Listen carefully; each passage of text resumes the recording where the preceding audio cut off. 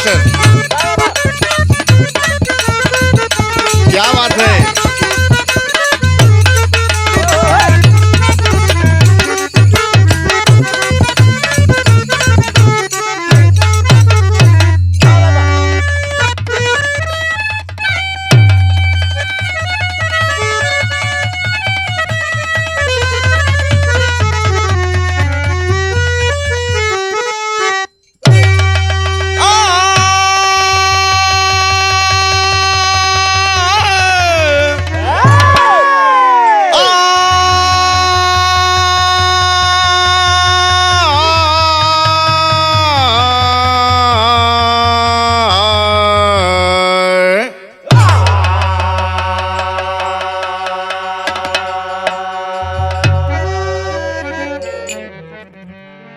ध्यान दीजिएगा आप सब। आप सबके समक्ष मैं गायक आशीष कुमार यादव एक सामाजिक एवं पारिवारिक बिरहा भेज रहा हूं। गाने का शीर्षक होगा बेटी हो तो ऐसी। ये जो गीत आप सब सुनने जा रहे हैं भारत की मशहूर cassette company Ganga cassette company नई दिल्ली से निर्देशन बड़े भैया श्री पुनीत शर्मा जी के देखरेख में पेश किया जा रहा है। कहना है कवि ने भूमिका में भाव दिया है। सदैव संपत्ति सुमति की गुलामी करे और सुमति से इंसान फूले फले। इसके विपरीत जब की है आती कुमति तो विपद की निशानी न टाले टले। लक्ष्मी नारी का पांव जो ही पड़े उजड़ा परिवार भी फिर से बसने लगे। मुश्किलें सारी आसान हो जाती हैं पाकर मंजिल मुसाफिर भी हंसने लगे।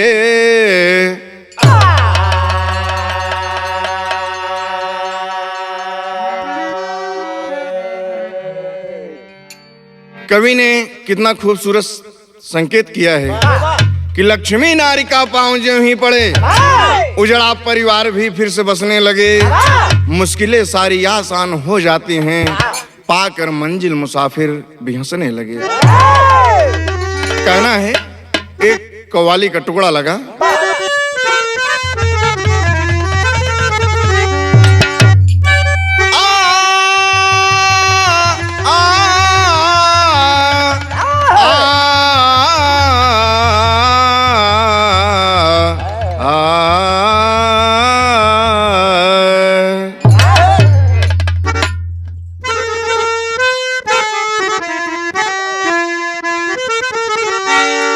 याद तुम मुझको करोगी।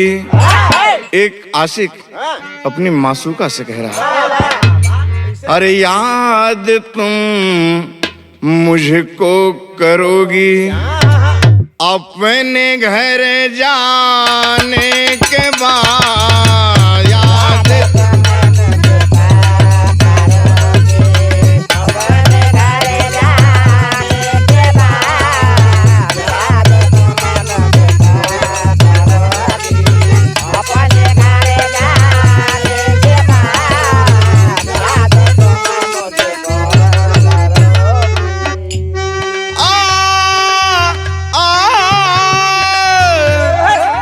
याद तुम मुझको करोगी अपने घर जाने के बाद।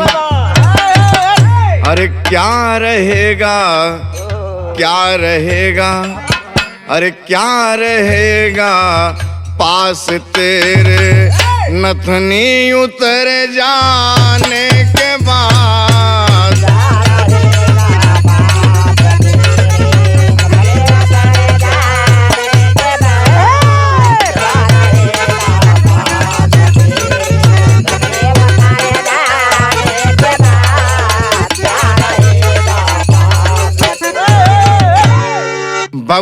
ये तो गाने का ओरिजिनल बोल रहा, लेकिन कवि ने क्या लिखा है, कितने सुंदर भाव में इस गीत को ढाला है। जब आप सब पूरे परिवार के साथ बैठकर सुनेंगे, देखेंगे तो आपको एहसास होगा कि भारत की मशहूर cassettes company Ganga cassette company कैसे कैसे गीतों का प्रसारण आप लोगों को बीच में करती है। कहना क्या है, सुखे और दुख भाई सगे, सुखे और दुख भाई सगे, रहते इसी संसार में।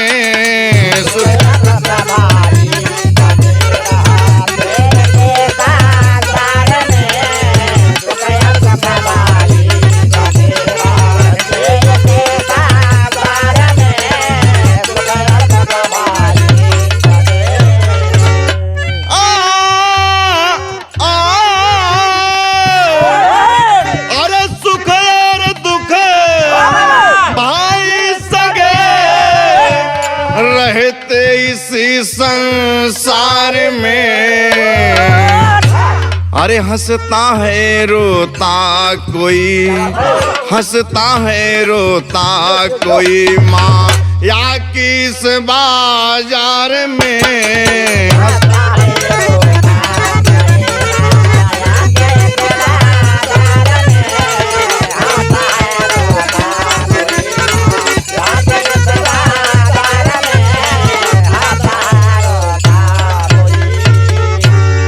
बाबूजी, ये दुनिया माया की नगरी है।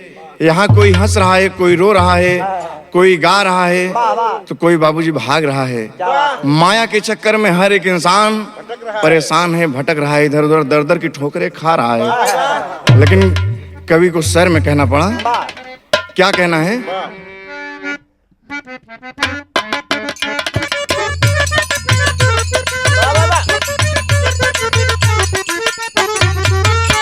अरे अलग हर एक का अपना नसीब होता है, अमीर किस्मत से कोई गरीब होता है।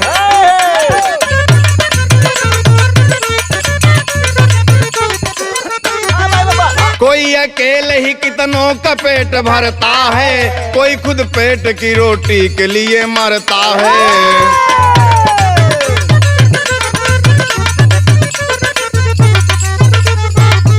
इसी तरह से एक परिवार की कहानी है, गुजर रही है बड़े प्रेम से जिंदगानी है।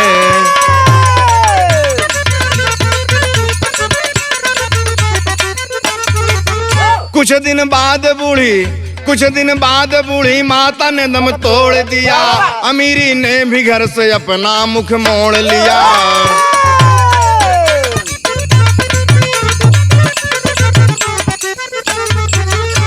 बाबूजी, जरा आप कहानी समझ लें। एक परिवार की कहानी है। घर में 4 बेटे हैं। माताजी बूढ़ी हो चुकी हैं और समय का चक्र बाबूजी अपना काम कर रहा है। घर में सब कुछ धन धान्य से पूरित है, पूरा परिवार कुशल मंगल है। लेकिन ईश्वर की ऐसी कृपा हुई कि माता को ईश्वर का बुलावा आ गया। माँ दुनिया को प्यारी हो गई और माता के जाते ही, जैसा कि गांव देश में अक्सर बुजुर्ग लोग कहते हैं कि केहू के देहन लक्ष्मी आवत थी और केहू के देहन लक्ष्मी चली जाती। बाबू, बूढ़ी माता ने जब दुनिया को अलविदा कह दिया तो गरीबी ने अपना दामन पसार के पूरे परिवार को गरीबी के आगोश में ले लिए। बाबूजी आज दाने दाने के लिए मोहताज हो गए, इसीलिए कवि को लिखना पड़ा। कुछ दिन बाद बूढ़ी माता ने दम तोड़ दिया, अमीरी ने भी घर से अपना मुख मोड़ लिया।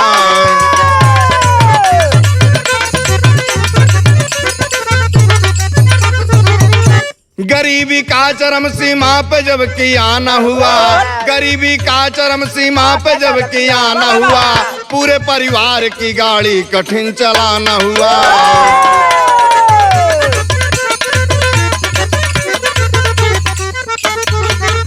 बाबूजी, घर में ऐसी गरीबी ने अपना बसर किया, ऐसा बसर किया कि आज दाने दाने के लिए मोहताज हो गए। बच्चे कहते हैं कि बाबूजी भूख लगी है, भोजन दो बाबूजी। बाबूजी कहते हैं मैं क्या करूं राम, मैं कहाँ जाऊं, किससे अपनी बात कहूं। माताजी के जाते ही हमारा पूरा घर बना बनाया घर उजड़ गया राम। मैं क्या करूं दुनिया के मालिक। आज 2 दिन बीत गया, बच्चे भूखे सो रहे हैं। कहते हैं बाबूजी पेट में आग लगी हुई है, पेट में भूख की होली चल रही है, बाबूजी भोजन दीजिए बाबूजी। बाबूजी कहते हैं बेटे भोजन का इंतजाम कर रहा हूँ मुन्ना, करूंगा, दिल में धैर्य धारण करो मेरे बेटे। कहना हुआ अंतरे में।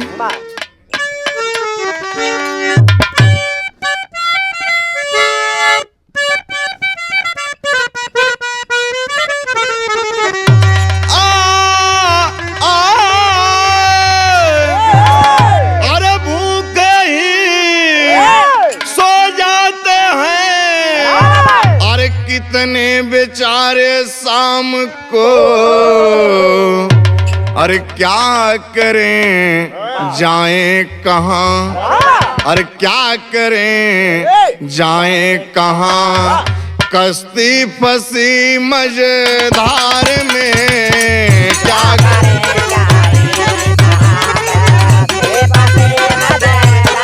अरे सही हो जगदीश, एकदम सही हो।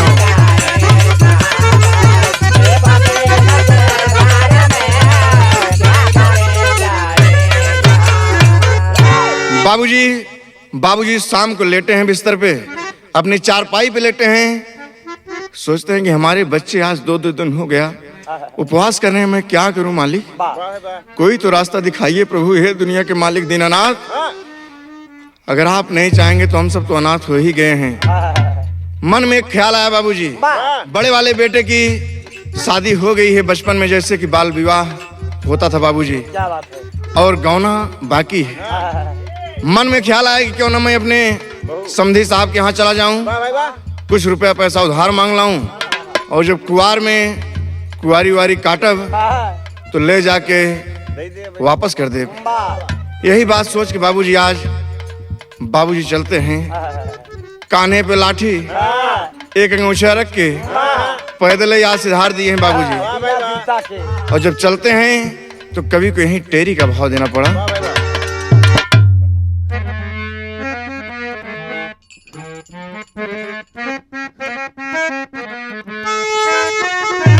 अरे विपत कै काट रतिया हरी, अरे लक्ष्मी नारी जगावे सोई किस्मतिया, विपत कै काट रतिया हरी।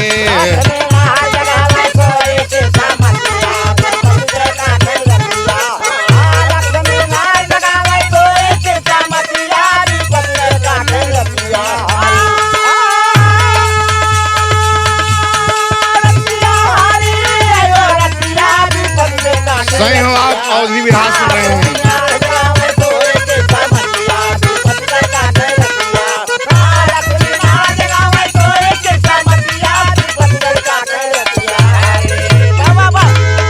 बाबूजी आज जब बाबा चलते हैं तो जरा सोचिए कि गरीबी, इतनी गरीबी थी कि पैर में जूता भी नहीं है बाबूजी।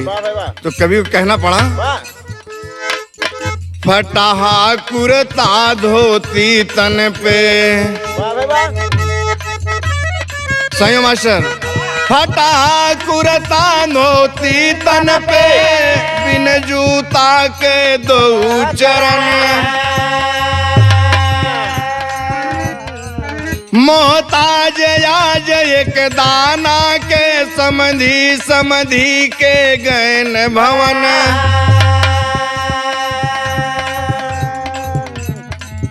मोरी दीन दशा पे ख्याल करा, दोनों हाथ जोड़ के कहें कथन, लगतई कुआर लौटाई देव, लगतई कुआर लौटाई देव, ये गहन की लगन लई जाब गवा।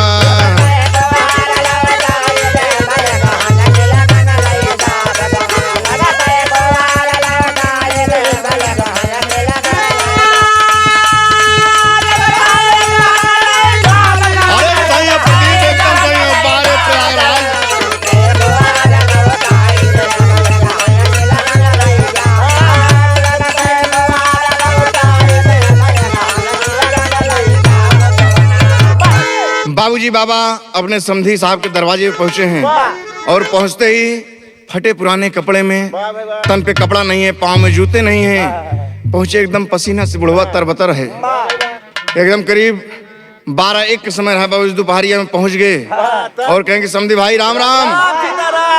कहन बोला कहाँ से आ रहे हो, कौन हो, क्या नाम है तुम्हारा, कहाँ जाओगे। एक ही साथ में बाबूजी कई सवाल झोंक दिए।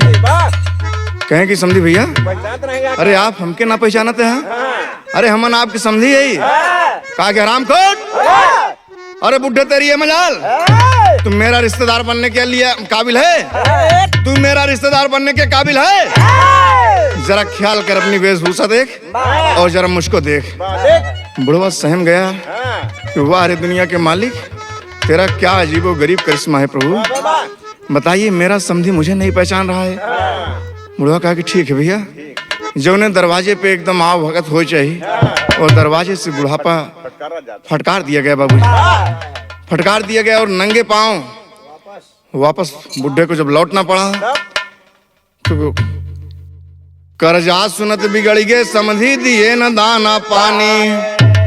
अरे आज से दरवाजे ना आया, अरे बात लिहा मोर मानी रे, विपत कह काट रतिया हरी। अरे तो पानी फिर आयास पे रही रही फाटे छतिया, विपत कह काट रतिया हरी।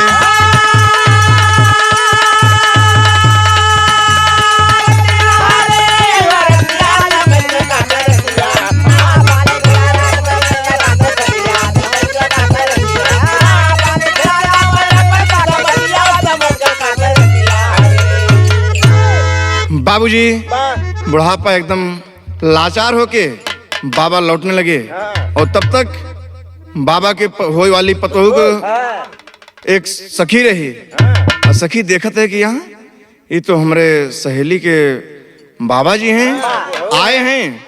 और पिताजी बड़े कठोर शब्दों में जवाब दे दिया और लाचार होके लौट रहे हैं।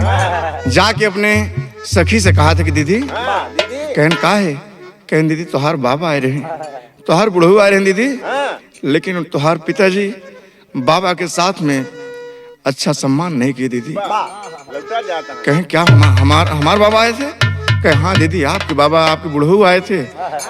कहें कि कहाँ है, कहा कि तुम्हारे पिताजी दरवाजे से अपमानित करके लौटा दिया दीदी।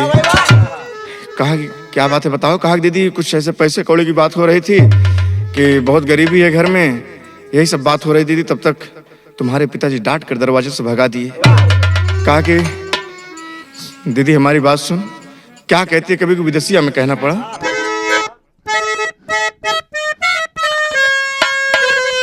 सही हो मास्टर साहब। अरे प्यारी सखी से अपने बोली बारी धनिया, मन बहिन ये शान हो, मन बहिन। अरे लई के गरीबी बाबा अइले दुअरिया,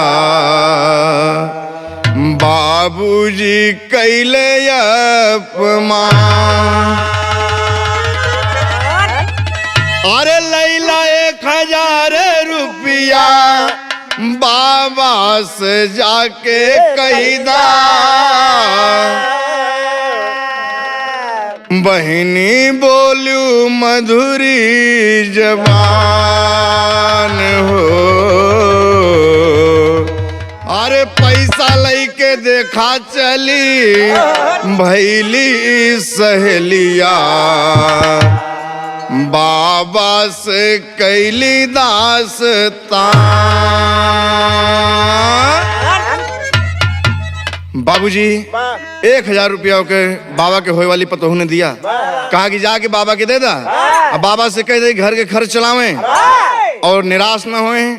बाबा की कोनो जरूरत नहीं है साड़ी धोती के, अगर एक मोटी धोती बाबा लेके चलाए ही साइज सुदिन विचार के, तो हम अपने बाबा के साथ खुशी खुशी चली चलब, अपने बाबा की गरीबी में दामन न छोड़ब। मेरी बहन जरा सोचिए दोस्त, हमारे समाज को, हमारे बहन बेटियों को कैसे होना चाहिए। क्या बात है। कवि ने इसी बात को इस गीत में दर्शाया है कि समाज के तमाम तरह के लोगों के लिए सुनने के लिए एक लायक बात मिल रही है गंगा कैसेट कंपनी की तरफ से। वाह वाह। कहना क्या है, क्या आ गई, कहा कि बाबा, अरे बाबा, अरे बाबा, बाबा सोचते हैं क्या बोला होता है। हिया हमके क्या बुलाई। अरे जो दरवाजे पे हमारा अपमान हुई है, हिया इतनी मधुरी जबान बोले वाला के बा। अरे का है बाबा, तू इनसे कहा दे बाबा रुका। कहें कि बेटी तुम कहा, हाँ बाबा। कहें बाबा आप काहे। कहें बिटिया कोई बात नहीं है। बोलिए तुम्हारा क्या काम है। अरे कहा कि बाबा आपको होई वाली पतो। अरे हईला पकड़ा, 1000 रुपया दे बाबा, पूरे पूरे 1000। बाबा के नेत्र भर आए कि हमार पतो। अरे पिताजी ने तो हमारा ऐसा अपमान किया, लेकिन हमार बिटिया हो न हो लक्ष्मी है बाबूजी। सुनत संदेशा बहू कमानो जान जान में आया। अरे प्रथम बार स्वाति की बूंद, अरे मानव चातक ने पाया रे विपत कह काट रतिया हरी। अरे तमाया दीन बंधु का क्यों ना जाने गतिया, विपत कह काट रतिया हरी।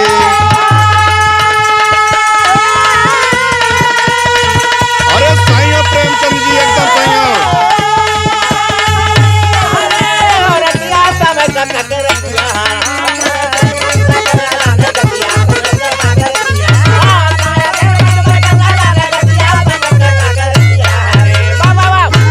बाबूजी, बाबा इधर जब 1000 रुपया पाए तो बड़ी खुशी खुशी के साथ आज बाबा चल दिए कि हमारी बेटी संस्कारित है, लक्ष्मी है, जो कि हमारा गरीबी में साथ नहीं छोड़ा। और कही है कि बाबा एक मोटी धोती लेके चले हैं तो हम बाबा के साथ में अपने खुशी खुशी चली चलब।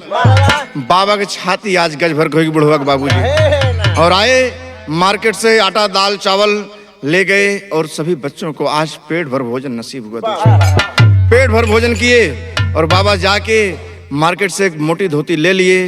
कहीं पैसा है अगर उठ गया तो हम क्या लेके जाएंगे। लेके बाबूजी रख दिए और जाके पंडित जी से साई सुदीन एकदम विचार के तिथि मुहूर्त सधा के एकदम बाबूजी आज बाबा घर पे हैं।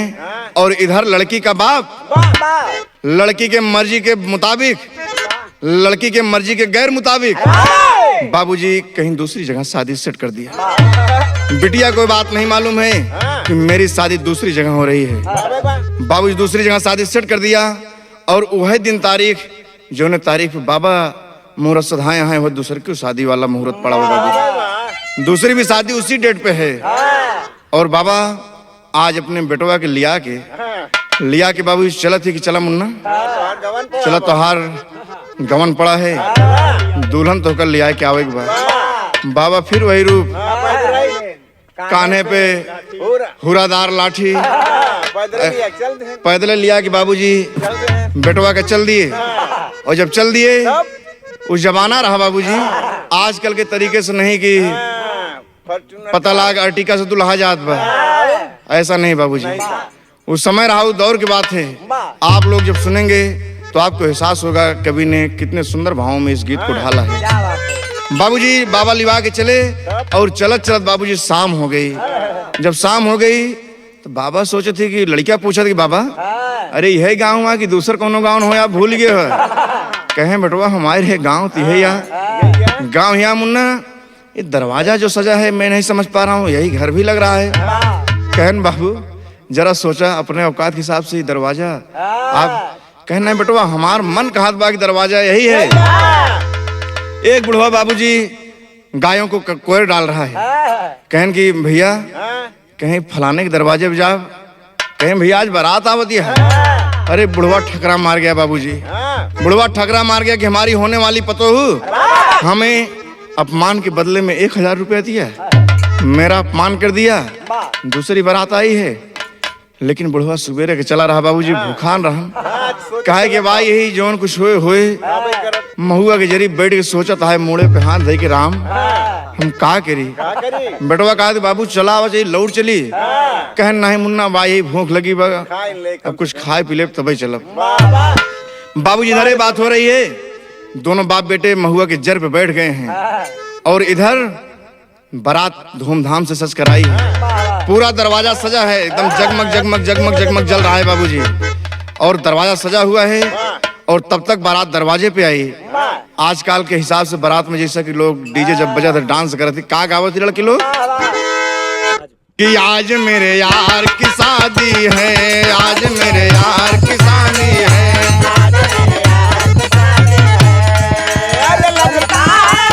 अरे सही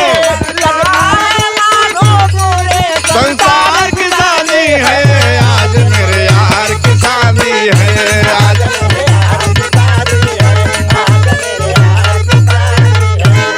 बाबूजी इधर डांस हो रहा है।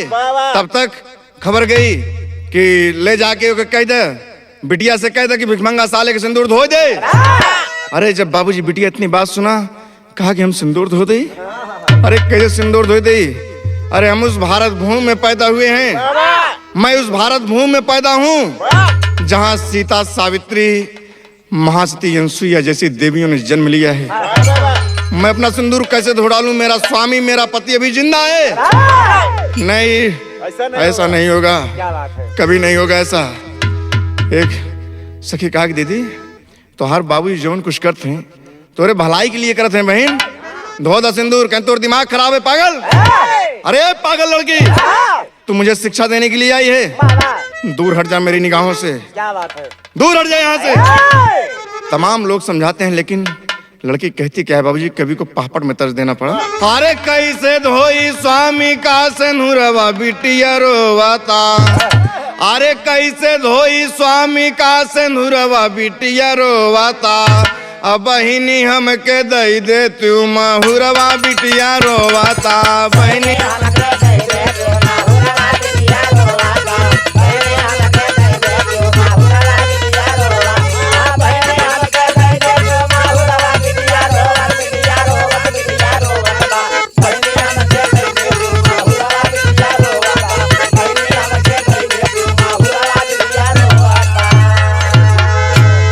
अरे इसी देश का रहली हमारे सावित्री महारानी हो, शादी से पहले पति की 1 वर्ष जिंदगानी हो। अरे दीन मिटाई किस्मत केर कसूरवा बिटिया रोवाता, अब बहिनी हमके दई दे तू महुरवा बिटिया रोवाता। बहिनी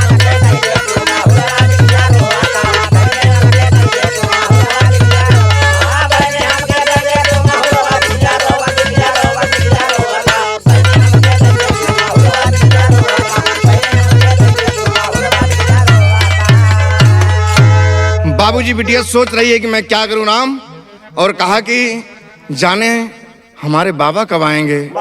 बाबा नहीं आएंगे तो मेरा सब कुछ आज लुट जाएगा। मैं अपना वचन नहीं निभा सकूंगी कि जो मैंने बाबा से कहा है कि मैं खुशी खुशी आपके गांव चलूंगी, अपने घर चलूंगी। बाबूजी खाने का समय हुआ, हरियर पत्री सबके सामने बा, और बुढ़वा महुआ की जर पे जोन बैठा बा, कहा कि बस आ गया नंबर, ही बैठ के लहा ले दी कचौड़ी। सब बाराती भाई के साथ साथ बाप बेटे दोनों बैठ गए हैं बाबूजी। और तब तक इधर मेहरगन कहेंगे चला आज फलनिया के बारात आए बा, और चल के गाली दे दिया जाए, ना तो कहीं गांव में औरत ना ही का भैया। और हरियर पत्री सबके सामने बा, सूखा साग, पूड़ी, चटनी, अचार, रायता सब चल गया है। बाराती भाई सब बैठ गए हैं, कहें कि भैया लक्ष्मी नारायण करें, लक्ष्मी नारायण करें। तमाम लोग सब खाने लगे। मतारी बहन लोग गाली देती, का गाली देती? दुल्हा नहीं खाते। अरे जुटी के गोतिनियन सब गाली सुनावे, अरे जुटी के गोतिनियन सब गाली सुनावे।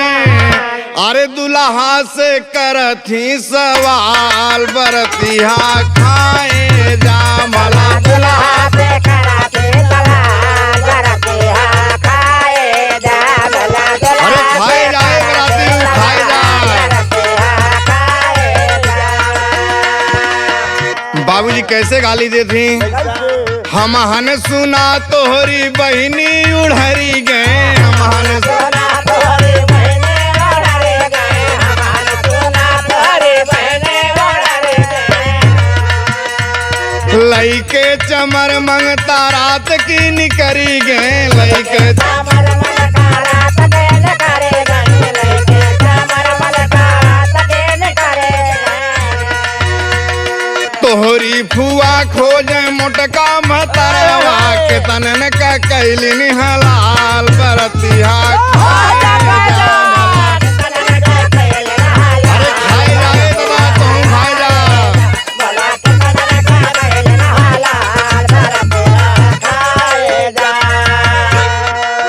और बाबूजी कैसे कैसे लोगन के देखत हैं।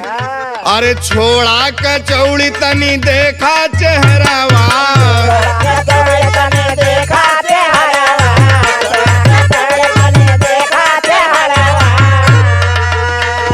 लइके बरतिया में आया मेहरवा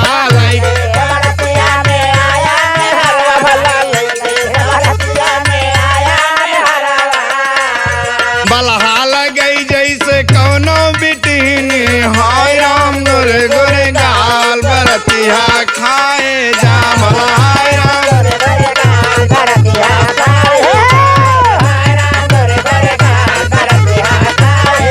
मलाय राम गोरे गोरे गाल बरतिया। बाबूजी गाली दे रही माताएं बहने और तब तक ही जो बुढ़ापा लोग रहीन इनके बगल करके छोटकिन जवान होती आज 14-15 साल वाली कहन के दादी तू हटा तो बगल हो बगल हो। अरे देखा हमन लोग गाली गाई थी कैसे गाई थी और का गाओ थी बाबूजी कि बोला बोला बोला बोला दुल्हा का खैबा बोला बोला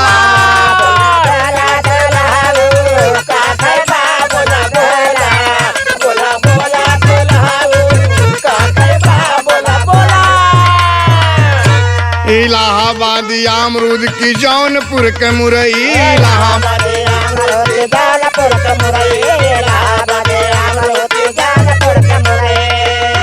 अरे बनारस के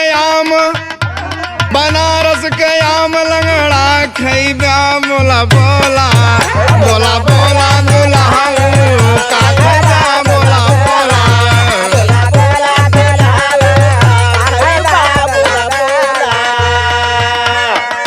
बाबूजी माताएं बहनें गाली दे रही हैं तब तक किसी ने खबर किया कि दुल्हा खाना नहीं खाते। लड़की का बाप आया कहा कि बेटे खाना खा लीजिए खाना खा लीजिए जो कुछ तुम्हारे नसीब में होगा मुन्ना तुम्हें मिलेगा। लड़किया के अपने हाथ से अंगूठी निकाल कर बाबूजी पहना दिए कि मुन्ना खाओ। बेटी का बाप देने के सिवा मुन्ना तुझसे कुछ नहीं मांगेगा। मैं अपनी अमानत तुम्हें सौंप रहा हूँ मुन्ना। तो धन दौलत कौन सी चीज है। बाबूजी लड़का खाने लगा। जिसे खाना खाने लगा बुढ़वा से बर्दाश्त नहीं हुआ।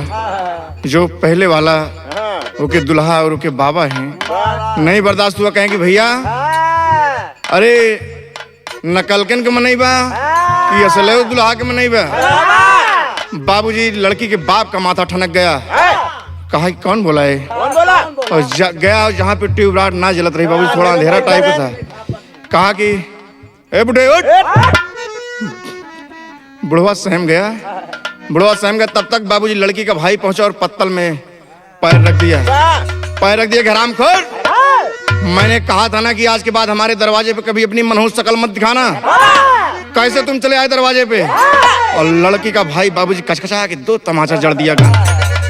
बुढ़वा सहम गया कि दीनानाथ एक कचौड़ी खाए में आफत डाल दे प्रभु। सुबेरे चला रहे भूखा रहे मालिक।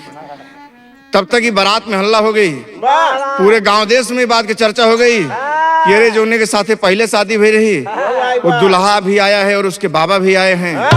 और जब ये बात लड़की ने सुना जिसका बचपन का नाम बाबूजी लक्ष्मीना था। लक्ष्मी नाम था प्यार से सब उसे लक्ष्मीना कहते थे। जब बाबूजी लक्ष्मीनिया ये बात सुने कि हमारे बाबा आए हैं तो 1 न 1000 अपने जिद पेड़ गई। कहा कि मैं अपने बाबा के साथ में जाऊंगी। मैं अपने बाबा के साथ में जाऊंगी। मैं इनके साथ में नहीं जा सकती हूँ।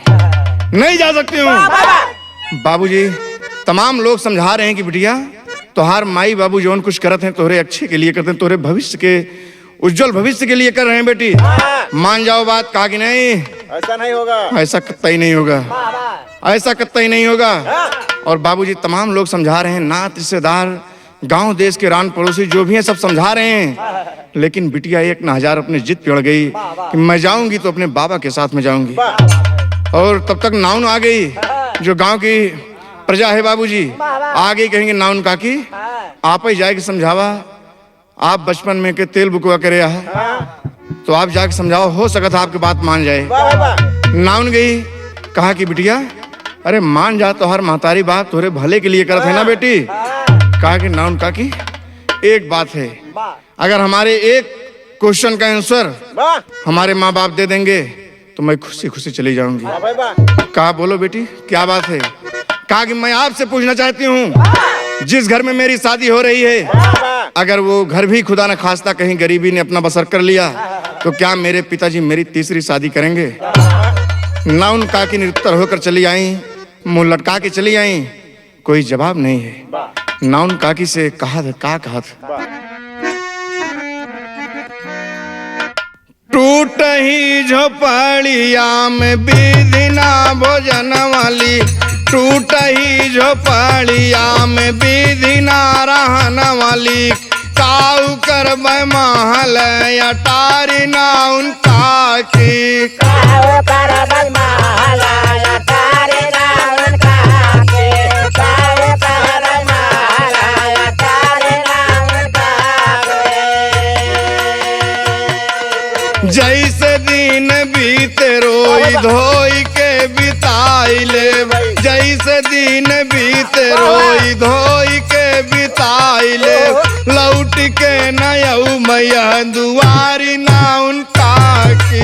लौट के नयऊ मैया दुआरी नाउन काकी, लौट के नयऊ मैया दुआरी नाउन काकी। कासयऊ पितरिया में विधिना भोजन वाली के, कासयऊ पितरिया में विधिना भोजन वाली, काऊ करब सोनवा के थारी नाउन काकी। काऊ करब सोनवा के थारी नाउन काकी, काऊ करब सोनवा के थारी नाउन काकी। एक बिटिया का एक बार का विधान बाट, काऊ बाट बारी हम कुंवारी नाउन काकी। काऊ बाट बारी हम कुंवारी नाउन काकी, काऊ बाट बारी हम कुंवारी नाउन काकी, काऊ बाट बारी हम कुंवारी नाउन काकी। सही हो राकेश भाई, एकदम सही हो। कुंवारी नाउन काकी, काऊ बाट बारी हम कुंवारी नाउन काकी। काऊ बाट बारी हम कुंवारी नाउन काकी। बाबूजी सब समझा रहे हैं, कहा कि नाउन काकी एक बेटी का एक वर का विधान है, अभी मैं कुंवारी हूँ, मेरा स्वामी जिंदा है, मैं कैसे दूसरी शादी कर लूं, बोलो आप। बाबू तमाम लोग समझा के हार गए। समझावत मात पिता हारे पर पड़ा नयो करे पाले, अरे मोटिया धोती पहिर सबेरे, अरे पिय कबीर संभाले रे विपत के काट रतिया। अरे तो साल रही रही के तब मात पिता कह बतिया, विपत का काट रतिया हरी।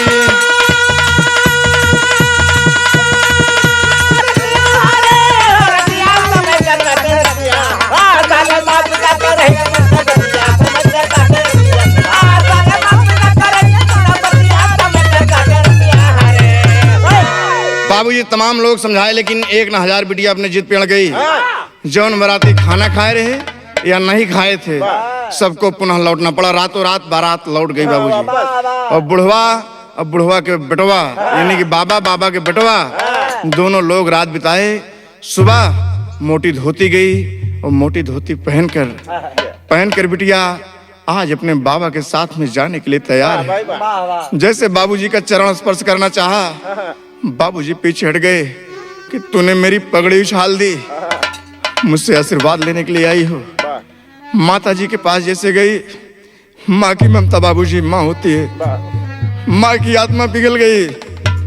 माँ ने कहा बेटी जाओ लाडली, हमेशा खुश रहो मेरी गुड़िया, खुश रहो। क्या कहती है माँ? अरे खुश रहना मेरी लाडली, खुश रहना मेरी लाडली, तुम ससुराल में जा कर के अरे खुश रहना मेरी लाडली, ससुराल में जा कर के हम तो गरीबी में हृदय से तुमको दुआएं देते हैं, तुमको दुआएं देते हैं। रहना मेरी लाडली, तुम ससुराल में जाके खुश रहना मेरी लाडली, हमें तो गरीबी में हृदय से तुमको दुआएं देते हैं। तुमको दुआएं देते हैं। बेटी तुम्हें मैंने नाजों से पाला, फिर भी दिया तुमको बहुत कसाला। बेटी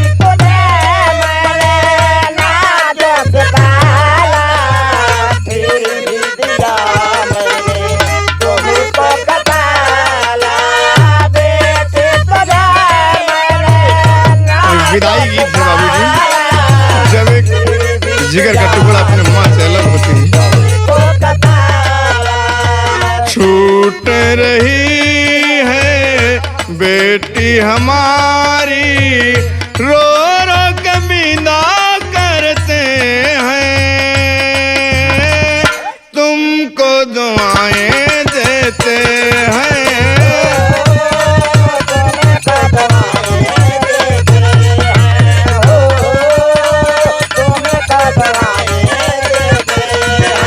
खुश रहना मेरी लाडली,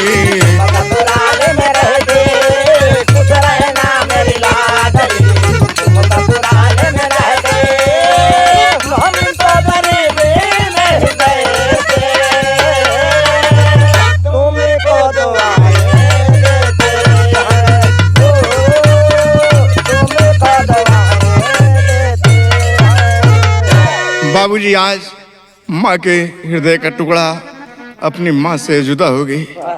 बाबा के साथ में मोटी धोती पहन के बेटी जा रही है, मुड़ मुड़ के अपनी माँ को देखती है कि माँ मैंने कोई गलती किया होगा माँ, मुझे माफ करना मेरी माँ। बाबूजी तो अपमान किया है माँ मेरा, मेरी हंसी उड़ाई है। बाबूजी जब बिटिया चलती है तो कवि को प्रयागराज एक खाटी तर्ज में कहना पड़ा। क्या कहना है मास्टर? अरे राम बिना रे डोलिया, राम बिना रे डोलिया, बबुनी चली भैली गवनवा बिना रे डोलिया।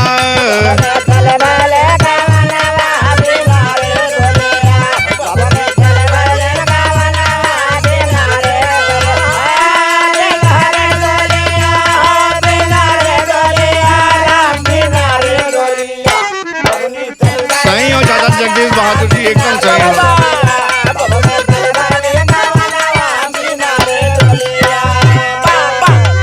बाबूजी आज बिटिया चली जा रही है, आगे आगे बाबा चले पीछे की सजनवा, आगे आगे बाबा चले पीछे की सजनवा, आगे आगे बाबा चले पीछे की सजनवा।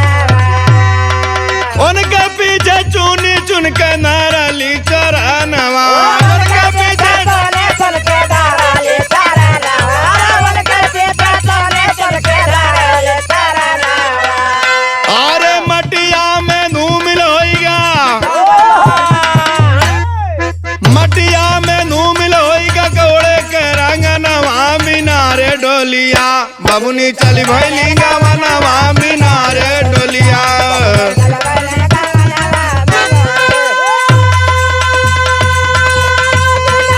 अरे सही हो संतलाल।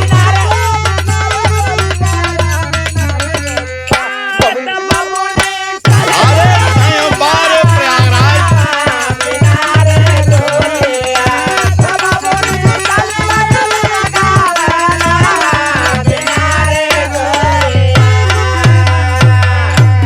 चली जा रही है। करीब 10-11 बजे हैं और बाबा से पूछते कि बाबा काटे नहीं काटे बालू रे तो कई डहरिया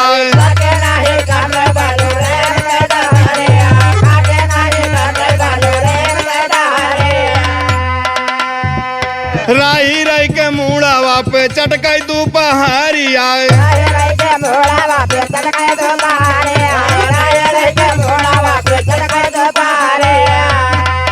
अरे अबा के तनी दूर मामा अबा के तनी दूर मामा पड़ी है मामा नवा बिनारे डोलिया बबनी चली भैली गावा नवा बिनारे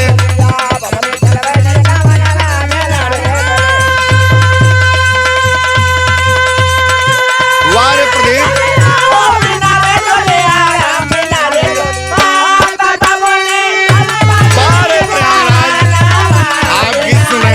शीर्षक होगा बेटी हो तो ऐसी।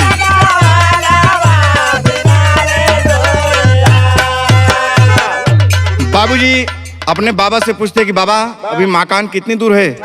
बाबा ने कहा बेटी ये बगीचा देख रही हो इसके सामने वाला जो गांव है गांव के छोर में अपना ही मकान है बेटी। और जब दरवाजे पहुंची तो देखती है कि घर में ठीक से दरवाजा नहीं है। बाबूजी गरीबी ने इस तरीके से परेशान किया था कि घर में एक दरवाजा नहीं लग पाया बाबूजी।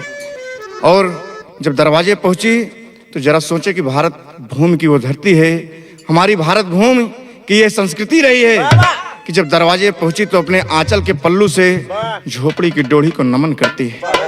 कहती क्या है कि झोपड़ी की डोरी पर माथा टेक किया प्रणाम,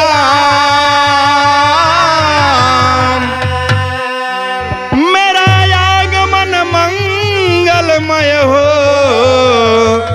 काटो दुख की शाम। बाबूजी प्रणाम करके अपने दीन धर्म की थाती आज अपने इष्ट देवी देवताओं के हवाले कर दिया और घर में जब देखती है तो तमाम जगह जगह कहूँ कोने गड्ढा बा तो कोने कहूँ गड्ढा बा, कहूँ झाड़ू टूटा हुआ फेंका हुआ है, कहूँ बाबूजी खटिया है तो खटिया में पेरुआ नहीं है, एकदम झिलंगा तो झिलंगा। बाबूजी देखा तो ऐसा मालूम पड़ेगी जैसे हमें कुकुर साले मैच खेले हों, वनडे टेस्ट 20 सब खेले हों। बाबूजी तो कहती क्या है, कभी को एक तर्ज देना पड़ा। तर्ज क्या है मास्टर साहब? सही हो, ये अवधि बिरहा आप सब सुन रहे हैं बाबूजी।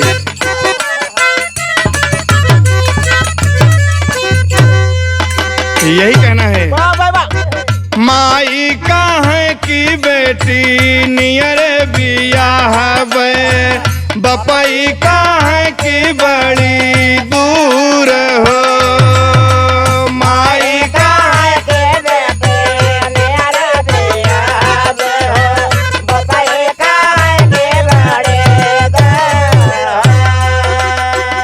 माई का है कि बेटी नियर बिया है, बपई का है कि बड़ी दूर हो।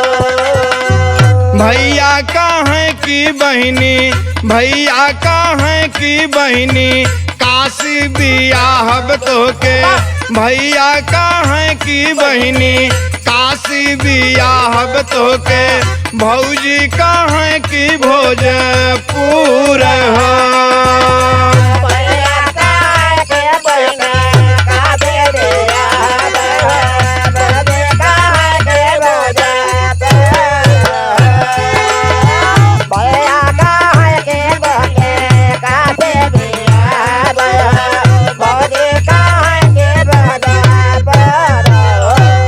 लेकिन आज बेटी क्या कह रही है, टूटही झोपड़िया में बिटिया निहारे लागी, टूटही झोपड़िया में बिटिया निहारे लागी, दिनवों की लागई जैसे रात हो।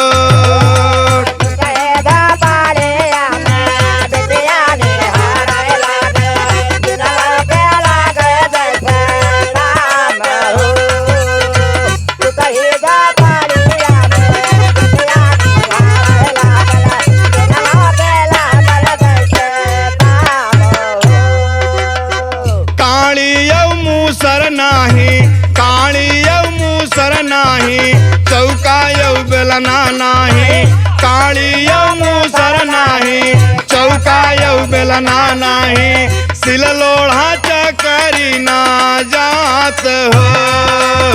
काली नाम सरनाहे, चौका ना बेलना नाहे, सिल लोढ़ा चकरी ना जात हो। काली बेलना नाहे, चौका यौ बेलना नाहे, सिल लोढ़ा चकरी ना जात हो।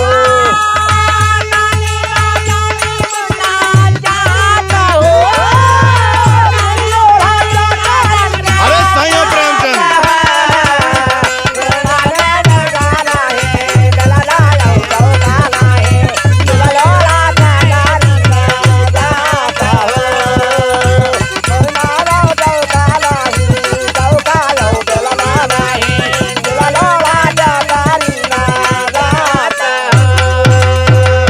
बाबूजी बिटिया देखती है घर में काणी मूसर चौका बेलना कुछ भी नहीं है, न टूटा फूटा बर्तन दिखा रहा है बाबूजी, कुछ नहीं है।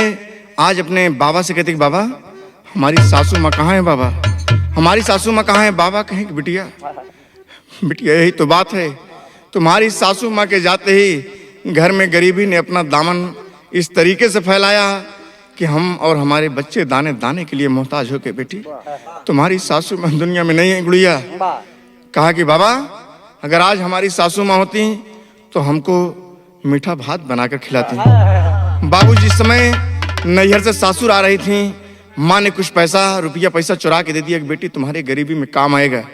और बाबा को आज पैसा दिया, कहा कि बाबा आप जाके मार्केट से दूध ले लेना, चावल ले लेना, चीनी ले लेना, गुड़ ले लेना, और हम आप सबके मीठा भात बना के खिलाई बाबा। बाबूजी बाबा आज मारी खुशी में चले गए मार्केट में, और कुछ लोग कहा कसो फलाने पतो लिया है क्या यहाँ। अरे यार तुहार भाई नहीं धरा कही जात बा। अरे कहें का बोलत भैया, अरे दुनिया पतो लिया आवत हम लिया ही यार, इनमें भाव की क्या बात है। और बाबूजी बाबा लेकर जब आए सब सामान आज बटुई में डाल दिया, लेकिन देखिए किस्मत का खेल, किस्मत का खेल देखें कि बटुई भी फूटी थी नीचे से। कहे कि बाबा एक बर्तन भी घर में ठीक से नहीं है। कहा बेटी कुछ मत पूछो, हमें कौन तरीके से रान पड़ोसी से जाके बाबा बटुआ मांग लाए, और उसी में आज मीठा भात जब तैयार हो गया तो बाबा को, अपने स्वामी को और जो उसके तीनों देवर हैं सबको बुला लिया कि आ जाइए सब लोग, और सब लोग को मैं मीठा भात खिलाऊंगी। बाबूजी एक तर्ज देना पड़ा, फिल्म दुल्हा गंगा पार से यही कहना है। तू काहे जिया दुखैला,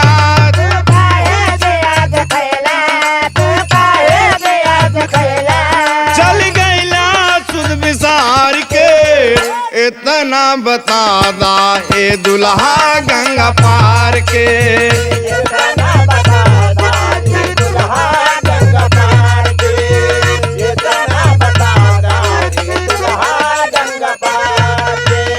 लेकिन इसी तर्ज में बाबूजी कहना क्या है, आज लक्ष्मीना अपने कार्य से, अपने भाव से बाबा को, अपने स्वामी को, अपने तीनों देवर को तो गोदी में बैठा लिया है कि आजा तो क्या मीठा भात खिलाई थी। तीनों देवर सोच रहे हैं कि हाँ हमारी भाभी तो साक्षात लक्ष्मी है, साक्षात लक्ष्मी है। लेकिन कहना क्या है, मोह लिया कुल घर को,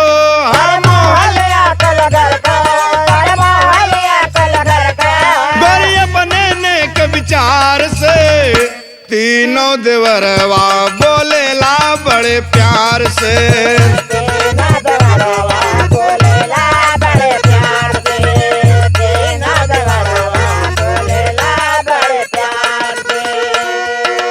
तीनों देवर आज कह रहे हैं कि बाबा जब से हमारी माँ दुनिया से विदा हो गई, आज माँ का सही सही प्यार हमने पाया है बाबा। अति पावन प्यार माँ का भौजी से पावा,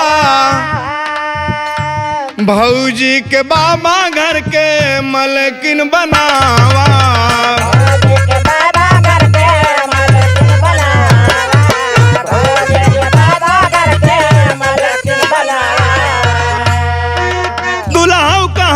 उचित बा दुल्हा कहाँ उचित बा, अरे दुल्हा कहाँ उचित बा। ये हमारे नेक विचार से तीनों देवरवा बोलेला बड़े प्यार से। तेरा देवरवा बोलेला बड़े प्यार से, तेरा देवरवा बोलेला बड़े प्यार से। बाबूजी तीनों देवर कह रहे हैं बाबा भौजी घर के मलकिन बना दा। दुल्हा कहता है कि ये ठीक बा, लेकिन लक्ष्मी ना करेंगे बाबा जब आप घर में हैं तो आपके रहते भला मैं कौन होती हूँ घर का मलिकाना लेने वाली, ऐसा नहीं होगा बाबा। लेकिन बुढ़ऊ क्या कहते हैं कि बिटिया बुढ़ऊ कहाँ की बहुमत आहाई तोरे साथे, तू ही मलिकाना बिटिया लैला अपने हाथे। बुढ़ऊ मालिकाना बिटिया ले अपने हाथ, मालिकाना बिटिया ले अपने हाथ। बुढ़ऊ कहाँ की बहुमत आहाई तोरे साथे, तू ही मलिकाना बिटिया लैला अपने हाथे। मालिकाना बिटिया ले अपने हाथ, मालिकाना बिटिया ले अपने हाथ। बाबा कहाँ उचित बा बाबा कहाँ उचित बा, अरे बाबा कहाँ उचित बा। ई सबके व्यवहार से तीनों देवरवा बोलेला बड़े प्यार से।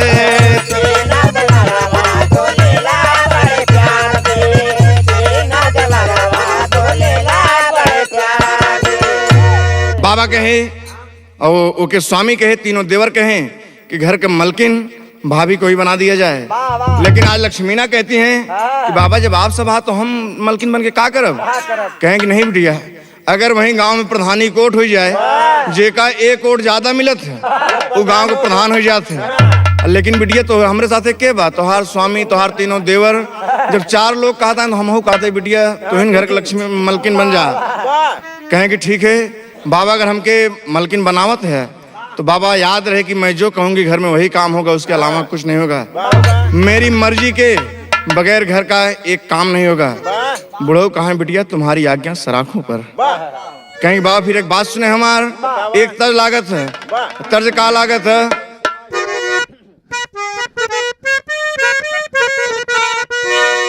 एकदम सही हो मास्टर। एक हमारे गुरुजी स्वर्गीय जनाब हैदर अली जुग्नू जी गाया करते थे, बड़े सुंदर अंदाज में गाते थे बाबूजी। आज दुनिया में नहीं रहे कोई हैदर अली कहने वाला नहीं है दोस्त। कहना है जगतिया में कोई नहीं अपना, जगतिया में कोई नहीं अपना, अरे कोई ना कोई का कोई हो जगतिया में कोई नहीं अपना। कोई ना कोई का कोई है जगतिया में कोई नहीं अपना, कोई ना कोई का कोई है जगतिया में कोई नहीं अपना। कहें बनले कसार बनोई हो, अरे जगतिया में कोई नहीं अपना, अरे बनले कसार बहनोई हो जगतिया में कोई नहीं अपना। बनाले कसार बहनोई हो जगतिया में कोई नहीं अपना, बनाले कसार सही है प्रदीप एकदम से मास्टर साहब। लेकिन कहना क्या है बाबूजी गीत में कि मलकिन बनल लक्ष्मीनिया, मलकिन बनल लक्ष्मीनिया, अरे बुढ़ऊ से बोलली बचनिया, मलकिन बनल लक्ष्मीनिया।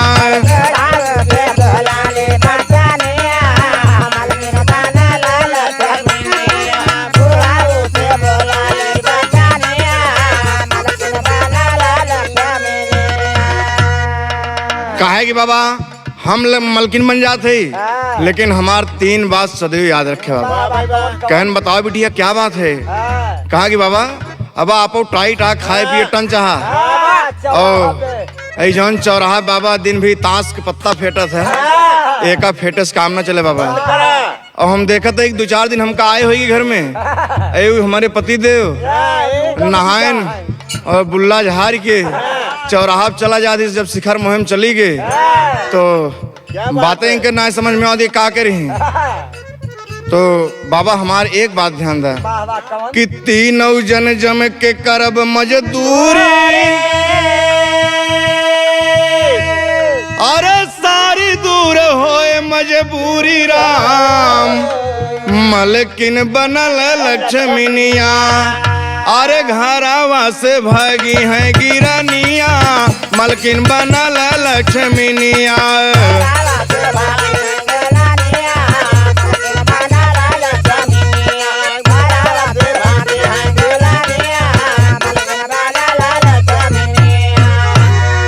बाबा एक बात, अब 3 जने हम भले नहीं नवेली दूल्हा नहीं, लेकिन मजदूरी करे में कोनो शर्म ना बाबा। हमारे घर की स्थिति खराब है तो हम लोग मेहनत मजदूरी करके अपने दिनचर्या को बदल देंगे बाबा। कहा दूसरी बात बताओ बेटी, कहा जब मेहनत मजदूरी करेंगे 3 देवर को पढ़ाएंगे, आगे बढ़ाएंगे। जब पढ़ेंगे लिखेंगे तो आने वाला समाज में जब शिक्षा ग्रहण किए रहेंगे तो चाहे जहां बैठ के चाहे जो बात कर सकते हैं। कहा बताओ बेटी दूसरी बात क्या है। कहा कि चाही जवन चीज जे पाई, चाही जवन चीज जे पाई, अरे के हाथ लगाए आई राम, मलकिन बनल लक्ष्मीनिया, अरे घरवा करत की लौटनिया, मलकिन बनल लक्ष्मीनिया।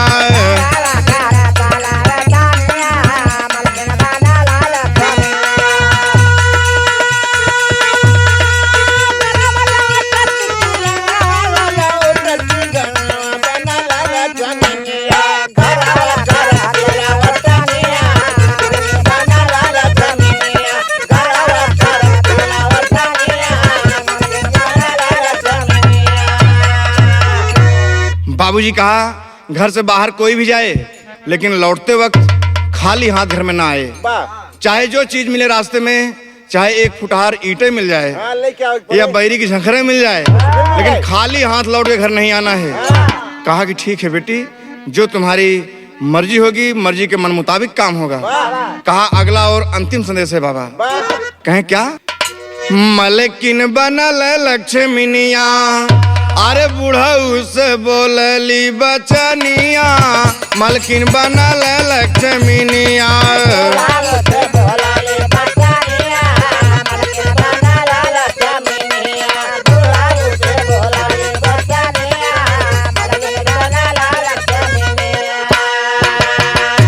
कहा कि बाबा मैं मालकिन बनने के योग्य नहीं हूँ, अगर आप बनाना चाहते हैं तो मेरी 3 बात सदैव ध्यान में रखना होगा बाबा। कहेंगे बेटी बताओ। 3 नहीं तुम्हारी हजारों बात ध्यान में रखी जाएंगी। कहा बाबा सुने फिर। पहली बात क्या बताती है कि बाबा आप टाइट रहा, खाए पी की जो सुबह से निकल जात है, चौराहे पे दिन भी तासे का पत्ता फेंटा था, पान के इक्का हुकुम ईट ये सब करे से बाबा काम न चले। और हमारे जो स्वामी जी हैं पतिदेव हैं, देखा था कि एंड्रॉइड सेट लेके दिन भी लूडो में लगा रहा था। बाबा एका करे से गरीबी दूर हुए बाबा। आप बतावें। कहें कि बाबा सुने। 3 जन जम के करब मजदूरी, अरे सारी दूर होए मजबूरी राम, मलकिन बनल लक्ष्मीनिया, अरे घरवा से भागी है गिरनिया, मलकिन बनल लक्ष्मीनिया।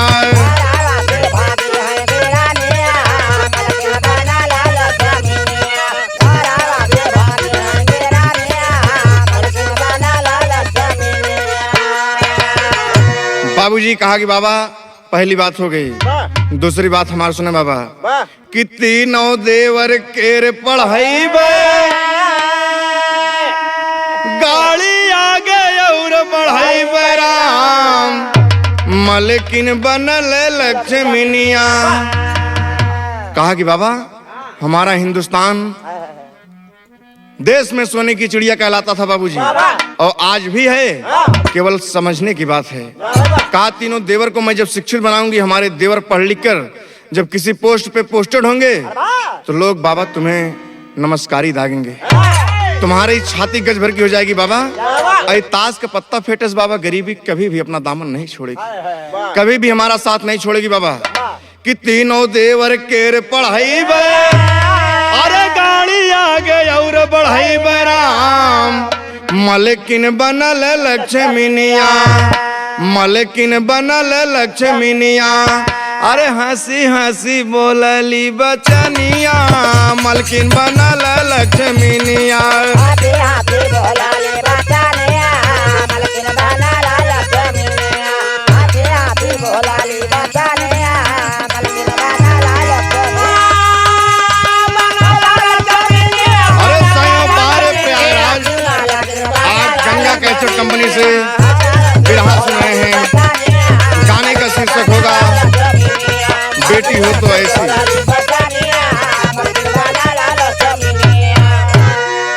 अगली और आखिरी बात में क्या कहती बाबूजी कि चाही जवन चीज जे पाए, अरे के हाथ लगाए आई राम, मलकिन बनल लक्ष्मीनिया, अरे घरवा करत की लौटनिया, मलकिन बनल लक्ष्मीनिया।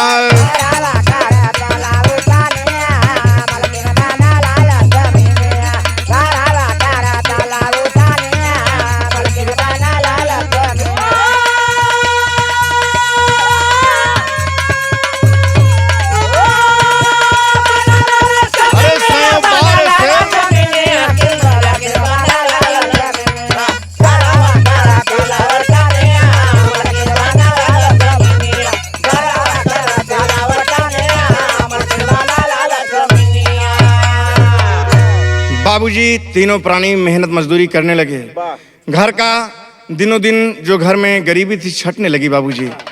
और तीनों देवर का दाखला प्राइमरी पाठशाला में करा दिया।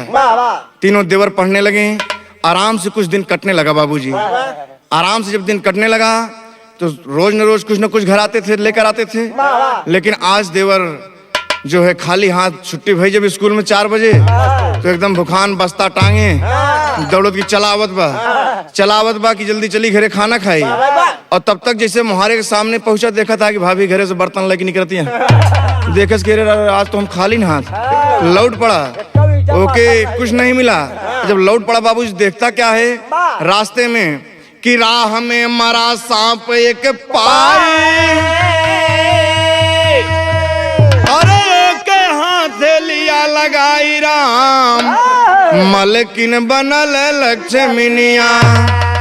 बाबूजी एक रास्ते में सांप मरा हुआ पड़ा था और के उठा लिया हाथ में और नचावत की एकदम चलावत में भौजाई देखे कहकस कहे भौजी डांटू ना, जब हम तोहका देखे तो हम भूल गए भौजी, हमरे याद आएगी। और हम जैसे गए भौजी आज अस्तम कुछ मिलबे नहीं, ये सांप मरा रहन काकरे उठा लिया। कहीं कोई बात नहीं, एक एक खपड़ा पे फेंक दे। बाबूजी जो बकरी थी बकरी के ऊपर फेंक दिया और इधर फेंक दिया, और सब अपने अपने काम में लग गए। बच्चे तीनों देवर भोजन करने लगे। और 1 दिन 2 दिन बीता बाबूजी, जिस राज्य में रह रही है उस राज्य के राजा की रानी आज तालाब में स्नान करने के लिए आई है, आज समुद्र के किनारे स्नान करने के लिए आई हैं।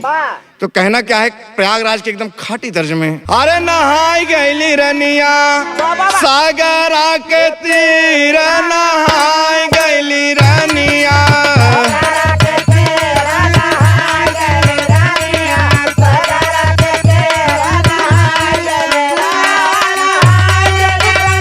अरे संयोग बारे प्रयागराज की ओरिजिनल पहचान है बाबूजी।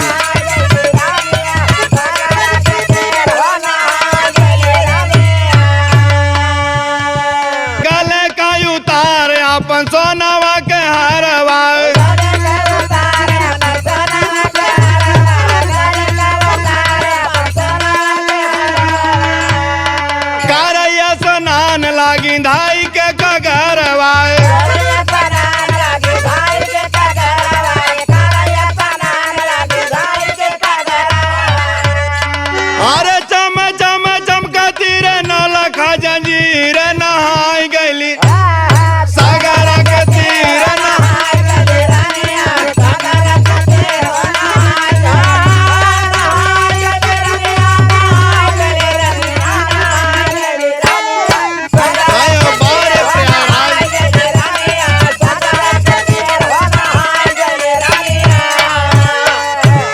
बाबूजी अपने गले का हार, नौलखा हार उतार के रख दिया है।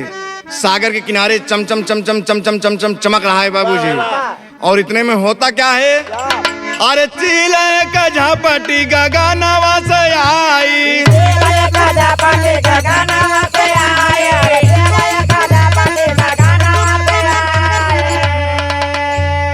हारवा उठाई के सरग मड़राई।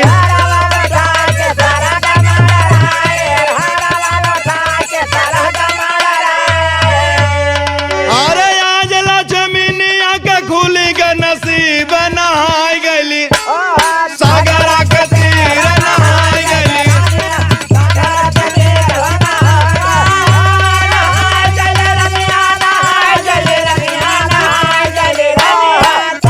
अरे सही हो बारिश से।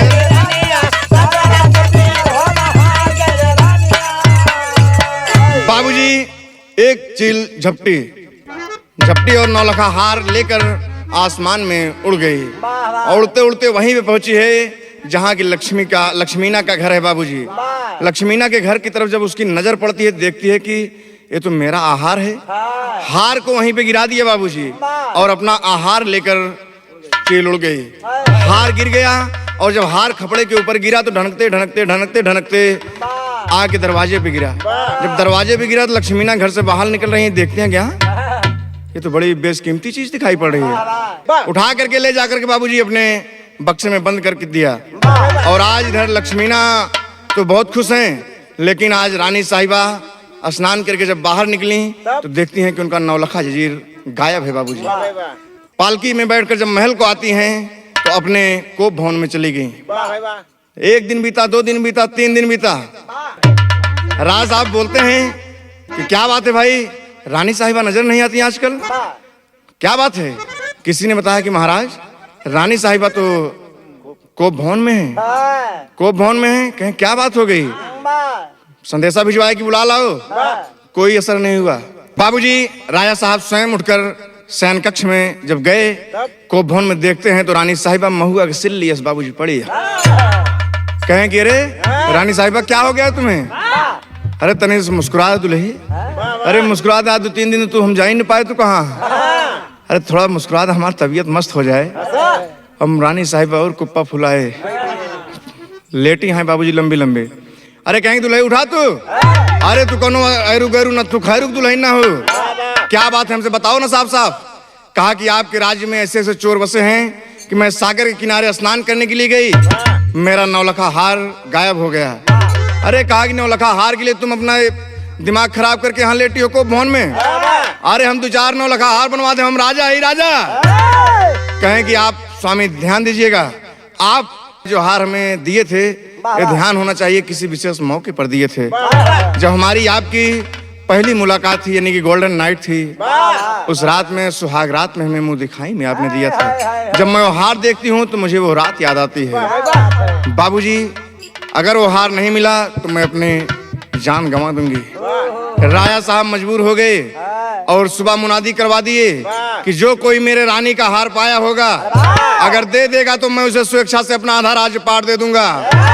तमाम लोग मुनादी कर रहे हैं। मुनादी करते करते बाबूजी पहुंचे हैं आज लक्ष्मीना के दरवाजे पे। और लक्ष्मीना जब देख रहे कि यहाँ ये सब क्या है, ढोल बज रही है।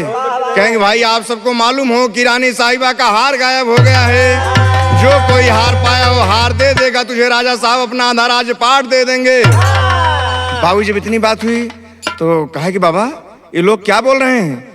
कहें कि बिटिया ये राजा महाराजा की बात है, हमार तो हर बात थोड़ी न है। कहें कि बाबा कह क्या रहे? कहें अरे ये राजा महाराजा की बात है, रानी साहिबा का हार खो गया है और उसी के लिए कह रहे हैं कि जो कोई रानी साहिबा का हार पाया होगा दे देगा तो राजा उससे स्वेच्छा से अपना आधा राज्य पाट दे देंगे। कहे कि बाबा एक बात ही बतावा, आप नौलखा हार देखे यहाँ? कहें बिटिया ये पूछा फलाने ससुर कमोन 9,000 देखे नौलखा हार की बात करती है। कहें बाबा आप देखे चाहत नौलखा हार? कहें बिटिया कहाँ है, कहाँ है, बोल मेरी बेटी कहाँ है नौलखा हार? बाबूजी ले गई। कहा बाबा चला। बाबा उसारे में गए, उसारे से दरवाजा से आंगन में, आंगन से ले जाके पशु वाले घरे में बक्सा खोल दिया। अब बक्सा से जब अटैची निकाला बाबूजी, अब बाबा जब देखे नौलखा हार चमचम चमचम चमचम चमचम चमक रहा है तो बाबा लंबा लंबा हुई। बाबा का मुंह बाबा तो बाबा मुँह में माछी आवाज जाती। बाबा एकदम बेहोश हो गए बाबूजी। लक्ष्मी ने लिया के पानी उन्हें छिचकारा कि बाबा, अरे बाबा, बाबा कहें बिटिया हम कहाँ है, बिटिया हम कहाँ है? कहने अरे बाबा अपने पशु वाले घरे में हाँ। कहें बिटिया हमें कुछ हो इतना आई गए? कहें बाबा आप एकदम ठीक है बाबा, आपको हो क्या गया? कहें बिटिया इतनी बेशकीमती अमानत हमारे घर में कैसे आ गई बेटी? कहा कि बाबा ये सब आप न पूछें बाबा, केवल इतना ही बताएं बाबा कि एका कैसे वापस किन जाए। अरे बाबा की नीयत बदल गई। कहेंगे बिटिया ये नौलखा हार है, ये जवान रात दिन मेहनत कही थी बिटिया, मेहनत मजदूरी कई जगह एक बेच दे तो कहियो पुष्ट हमार प्रेम से बैठे खाए बिटिया, कहाँ जरूरत है भाड़े जाए रात दिन की मेहनत। बाबू जब इतनी बात हो गई कहेंगे नहीं बाबा ना, आप यहीं गलत कर रहे हैं बाबा, अगर हमें आप घर की मालकिन बनाए हैं बाबा मेरे कथनानुसार आपको काम करना पड़ेगा। कहें बताइए बिटिया क्या कहना चाहती हो?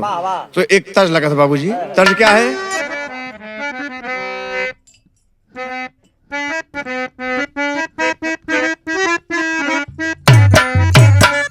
सही मास्टर विजय सिंह का कमाल देखें आप। कभी वो समय हुआ करता था बाबूजी, हमारे गुरुजी के साथ में जब संगत करते थे मास्टर विजय सिंह, जगदीश बहादुर चाचा जी, प्रेमचंद पटेल जी, प्रदीप जी, तो ऐसे लगता था कि समाज में कोई एक अलग ही रूप होता था उस समाज का। लेकिन गुरु चले गए, हम बच्चे अनाथ हो गए हैं। कहना क्या है बाबूजी कि ई जलसा होई, अरे ई जलसा होई, जलसा होई, अरे ई जलसा होई नीक लागे दुआरे पाई जलसा।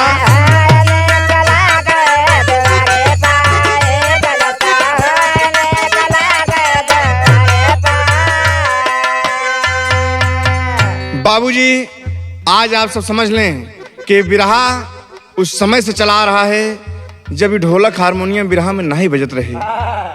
ढोलक हारमोनियम बिरहा में नहीं बज रही थी और बिरहा जगत की पहली महिला गायिका उमा बैरागन ने जब हमारे गुरु जी के शिष्य, हमारे गुरु समान आप परमादरणीय ज्ञानचंद यादव जी के साथ में प्रोग्राम हुआ तो उमा बैरागन ने इस बात को बोला था कि हम सरंगवा मत हुई, हम पानी की बूंद ना छोड़ी, जवन तर्ज भेजत रहिएगा क्योंकि बस का ना बा।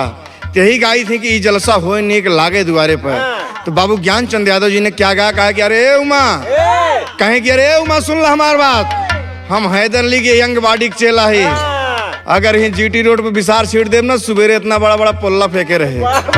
कहा जी कहा कि ई दुल्हन खड़ी नीक लागई मोहारे पाई, दुल्हन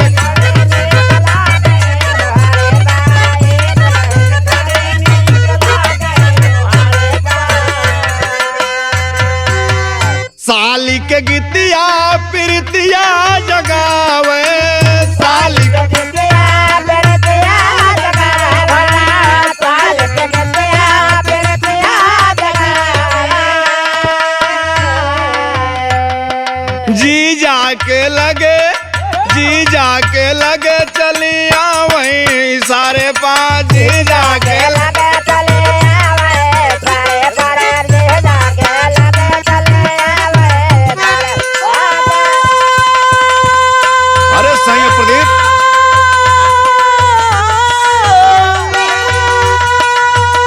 हमारे प्रयागराज हमारे गुरु जी के शेर हैं सब।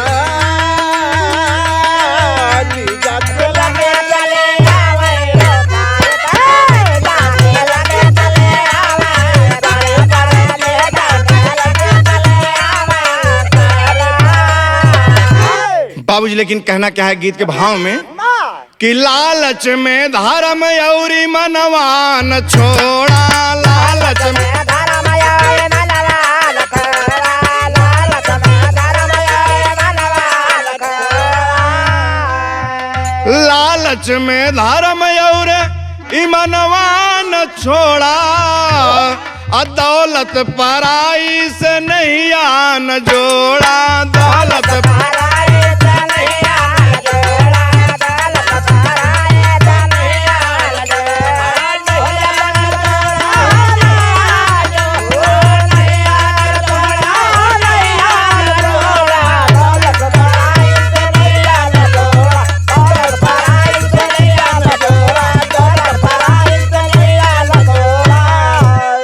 बाबूजी आज लक्ष्मी ने कहेंगे बाबा कि धर्म ईमान जिसका है प्यारा, धर्म ईमान जिसका है प्यारा, धर्म ईमान जिसका है प्यारा। ईश्वर युस से कभी ना किनारा, ईश्वर युस से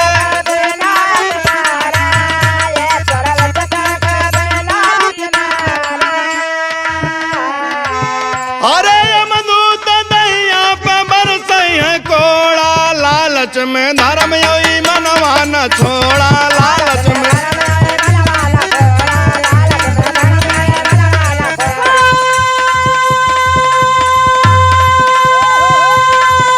अरे सही और प्रदीप एकदम सही और रसिया।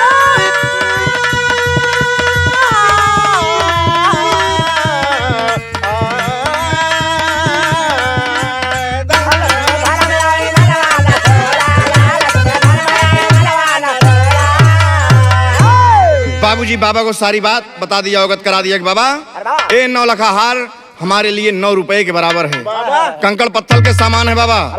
और आप जाके राजा साहब से कह दें कि मेरी बहू हार पाई है, लेकिन एक शर्त है, जिस पालकी से रानी साहिबा स्नान करने के लिए सागर के किनारे आई थी, वही पालकी, वही डोली, वही कहार आएंगे तो मैं रानी साहिबा का हार लेकर राज दरबार को जाऊंगी। बाबूजी बाबा पहुंच गए राज दरबार में।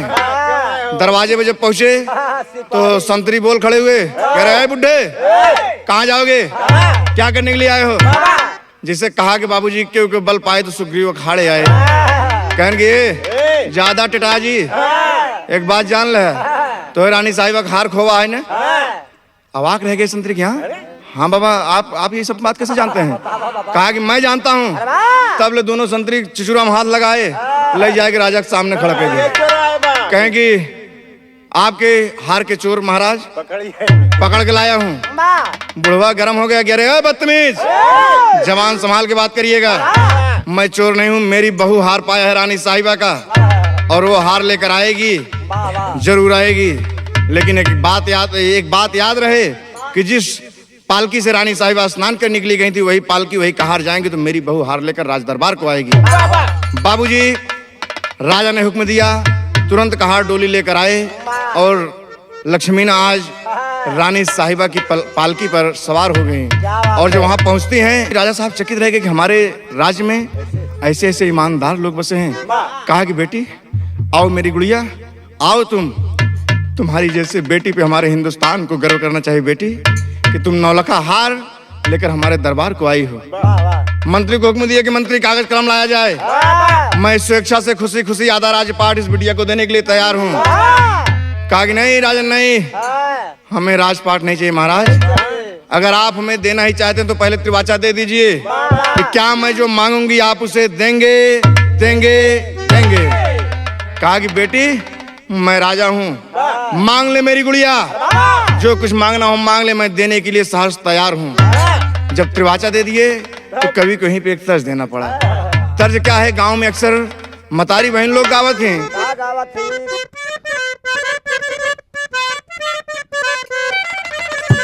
अरे बैठो मोरे दुल्हा झूलनिया की छैया, झझरे गड़ुआ जमुन जुड़ पानी,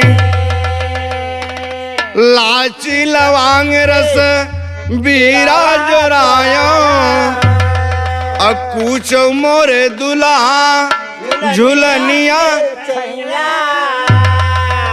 बाबूजी इतना तक तो ठीक ठाक रहा था, लेकिन मेहरगुन और का गावत है। अगर एक औरत के घर पे चली जाए, चाहे यूरिया की बोरी न मिले, लेकिन जब गाना गावे लागे थे, इतनी बड़ी उपमा दे थी, जरा सोचिए। और का कहा थी कि फूलावा के चुन चुन के से जिया लगायो,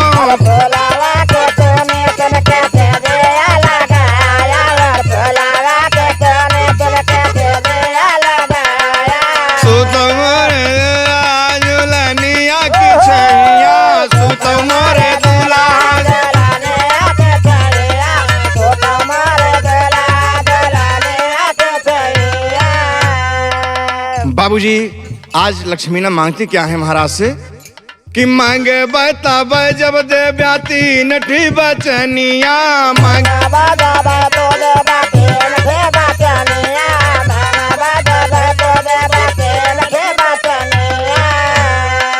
आज महाराज जी से बोलली बचनिया आज महाराज जी से बोलले बचनिया रे आज महाराज जी से बोलले बचनिया कार्तिक अमावस के घोर अंधियरिया अरे दिया ना जलाई ना राजन सारी राजधानिया दिया ना जलाई ना राजा सारे राजा धनिया रे दिया ना जलहरा राजा सारे राजा धनिया ओए राजा धनिया सारे राजा धनिया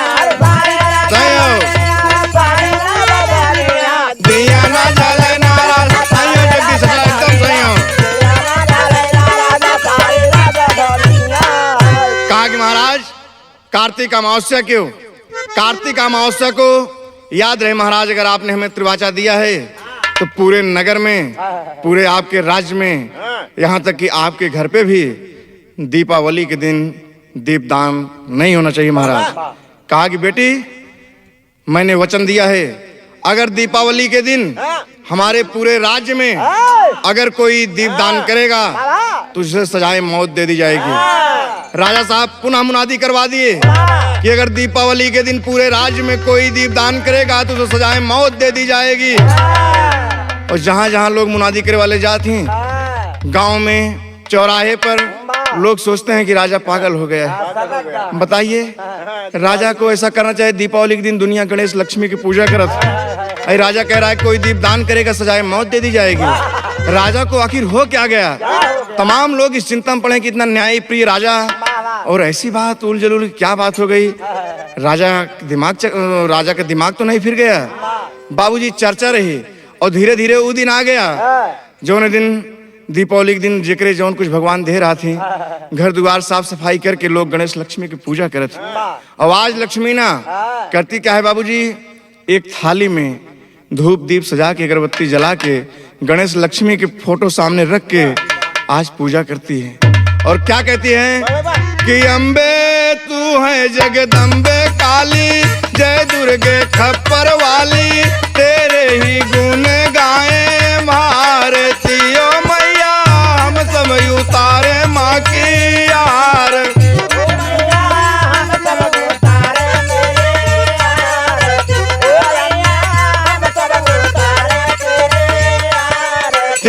अम्बे तू है जगदम्बे काली, जय दुर्गे खप्पर वाली, तेरे ही गुण गाए भारतीयों मैया।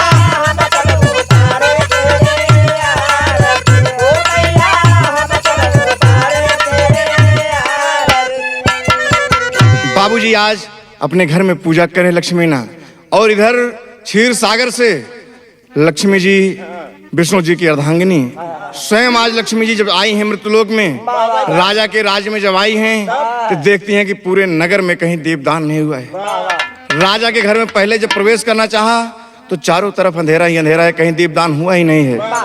जब लक्ष्मी अंतर ध्यान हुई देखती हैं कि ओह, मैं जिस घर से चली आई थी आज उस घर में एक सहुरदार बिटी आई है, एक लक्ष्मी आई है। और बताइए पूरे नगर में कुल अंधेरा है लेकिन वो हमारी पूजा कर रही है। अगर भक्त बुलाए मैं ना जाऊं तो ऐसी बात नहीं हो सकती है। बाबूजी आज लक्ष्मी स्वयं जब जाती हैं दरवाजे पे, एक स्त्री के रूप धारण करे गई, सिकड़ी खड़खड़ा दिया कि बेटी खोल दरवाजा। कहा कि तुम कौन हो? कहा तुम जिसकी पूजा कर रही हो बेटी वही लक्ष्मी तुम्हारे दरवाजे पे आई हैं।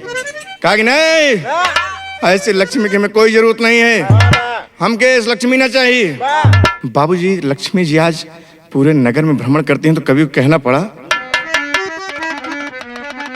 लक्ष्मी नगरी में आवे घर घर फेरा लगावे लेकिन पावे अंधियार। लक्ष्मी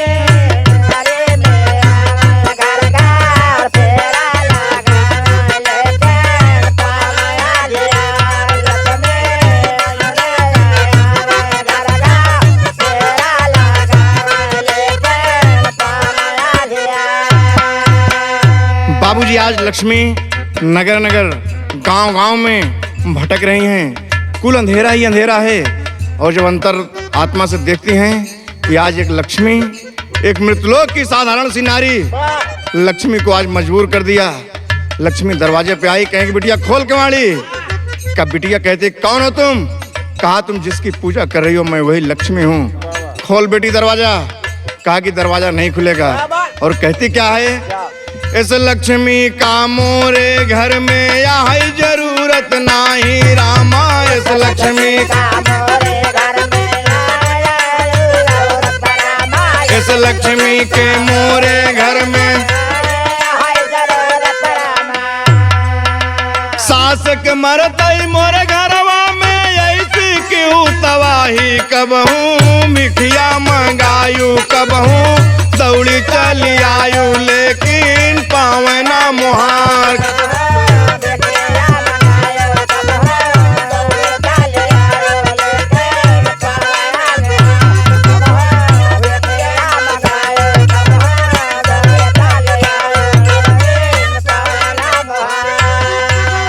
कहा कि लक्ष्मी, अरे तू है लक्ष्मी हो ना कि हमारे सास के मरते मान घर में ऐसी गरीबी आएगी तो चली गई कि हमारे तीनों देवर हमारे बाबा तोरे कारण हमारे पति ससुराल में 2 तमाचा मार खाए हैं।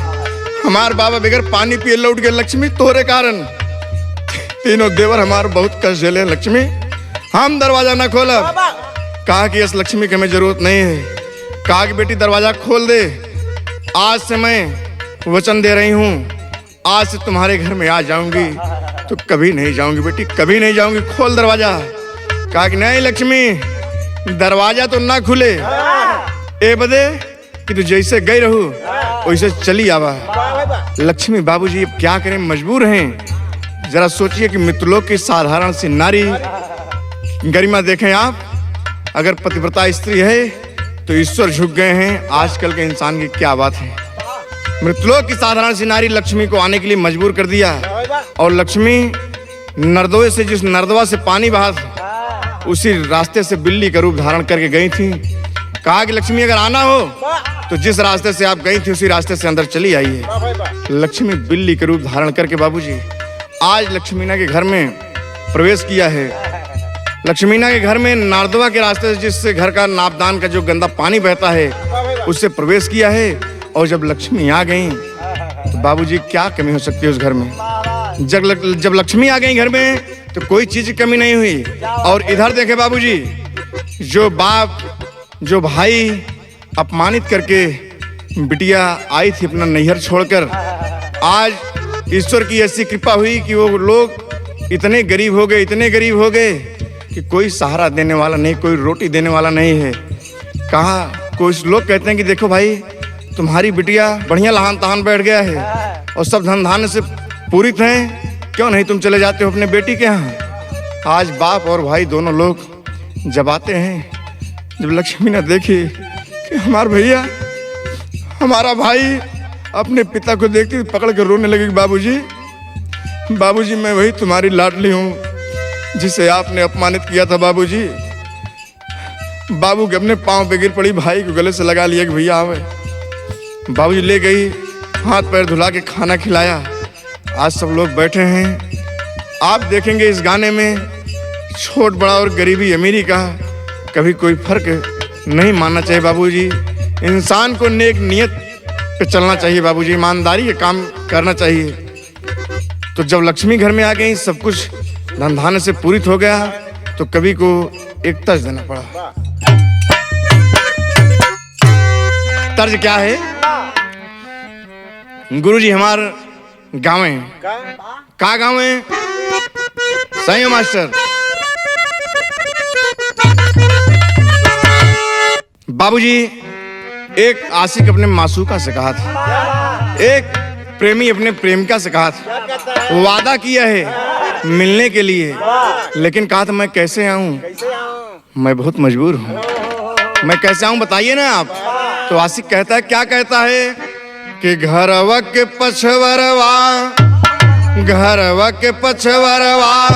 चांद जब निकले, अरे तो धीरे धीरे नदिया किनार चली अइहा घरवा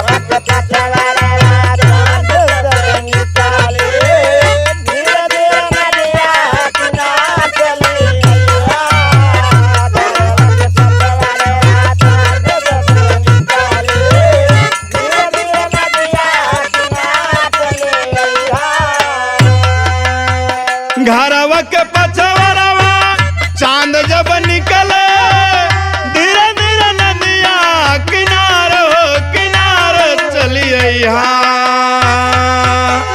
नदिया में पानी पानी रे पानी नदिया में पानी भरल होए गोरिया नैया पे होई के सवार चली अइहा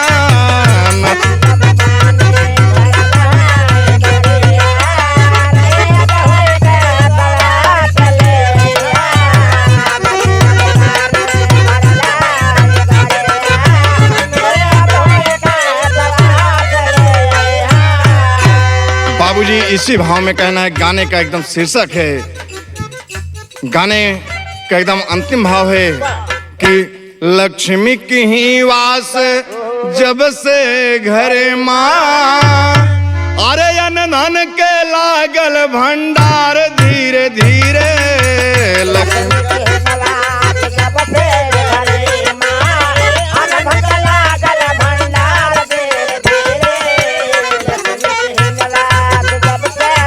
अरे सही हो जगदीश चाचा एकदम सही हो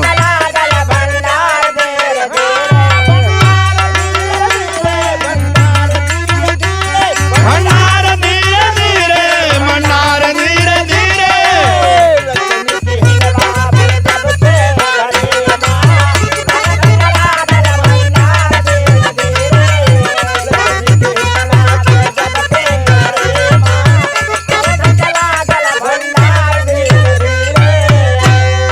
लक्ष्मी की वास जब से घरे माँ अनधन के लागल भंडार धीरे धीरे महल अटारी लगल नौकर चाकर महल अटारी लगल नौकर चाकर चलने लगी मोटर कार धीरे धीरे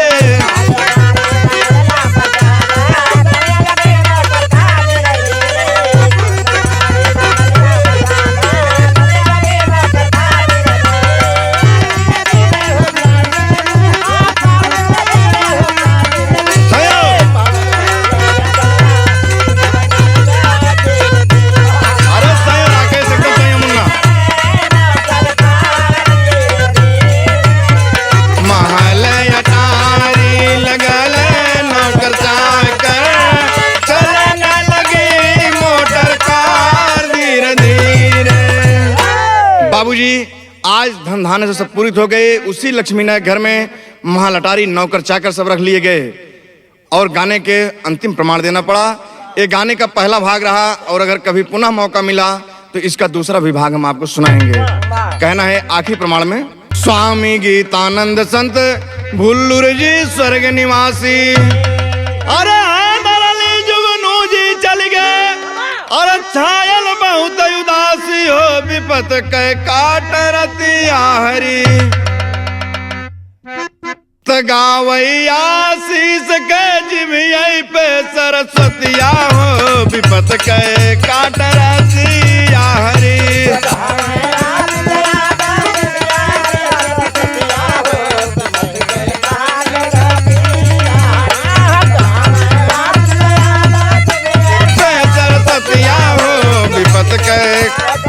दिया हरी ले जाएंगे दिल वाले दुल्हनिया ले जाएंगे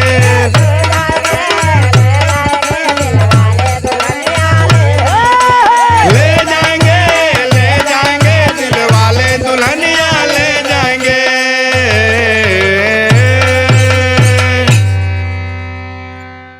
नमस्कार साथियों, ये बिरहा आप लोगों को कैसा लगा कृपया कमेंट करके बताएं और इस चैनल को लाइक और सब्सक्राइब करना ना भूलें।